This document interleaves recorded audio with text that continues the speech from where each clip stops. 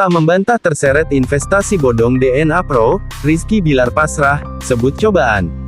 Aktor Rizky Bilar akhirnya buka suara setelah terseret kasus DNA Pro. Bilar kemudian memilih untuk tetap menjalani kehidupan dan aktivitas seperti biasa.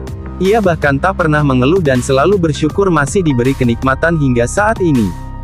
Selain itu, aktor asal Medan itu pasrah menghadapi cobaan yang diberikan untuknya dan istri. Pokoknya kita menjalaninya dengan baik, terus jangan ngeluh, tetap bersyukur.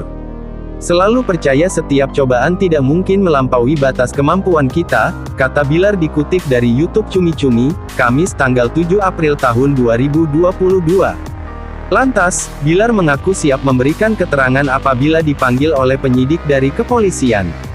Sebagai warga negara yang baik, ia berjanji memberikan keterangan sesuai fakta yang ada. Sebagai warga negara yang taat peraturan, saya harus selalu hadir memenuhi panggilan, tutur Bilar. Kalau membutuhkan keterangan dari saya, akan memberikan keterangan sejelas-jelasnya.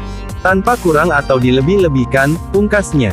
Diketahui pada kasus ini, sang aktor diduga menerima aliran dana dari orang di balik DNA Pro. Beberapa waktu lalu, Bilar menerima pemberian uang tunai berkisar senilai 1 miliar rupiah. Ini merupakan yang kedua kalinya suami Lesti Kejora itu disangkut pautkan dengan trading ilegal. Sebelumnya, Bilar dan Lesti sempat terseret kasus serupa dengan tersangka Doni Salmanan. Pasangan ini pernah menerima amplop dari Doni Salmanan saat menggelar resepsi pernikahan. Bilar terancam kembalikan uang 1 miliar rupiah. Kasus dugaan penipuan dan pencucian uang DNA Pro kini sedang diproses oleh pihak kepolisian. Hal tersebut dikonfirmasi oleh Karopemas Divhumas Polri, Brigjen Pol Ahmad Ramadan. Pasti akan diperiksa, semua yang terkait dengan persoalan ini pasti akan dimintai keterangan. Kalau sudah ke penyidikan, jelas Ramadan dikutip dari YouTube Intens Investigasi, Selasa tanggal 5 April tahun 2022. Bahkan, pihak kepolisian tak segan menyita uang yang diterima oleh para artis terkait dengan DNA Pro. Bilar pun terancam mengembalikan uang 1 miliar rupiah apabila benar hasil dari tindak pidana.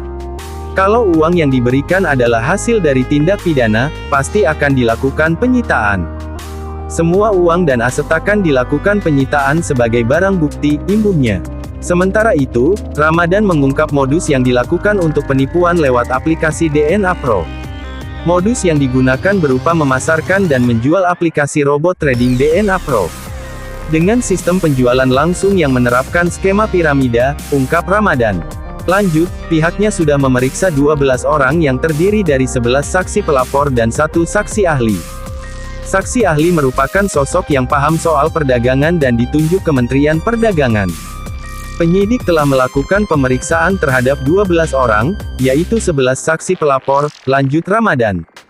Di antaranya adalah inisial, RS, RBK, RK, JG, SR, DN, HW, S, SA, YH, WN, dan 1 orang saksi ahli yang ditunjuk oleh Kementerian Perdagangan, ucapnya. Terakhir, dari korban yang melapor, total kerugian dari aplikasi ilegal DNA Pro mencapai 97 miliar rupiah. Dalam kasus ini total kerugian sebanyak 97 miliar rupiah lebih, tandas Ramadan. Termasuk 5 laporan pengaduan yang masuk per tanggal 4 April tahun 2022. Hingga saat ini kasus masih dalam proses, bebernya.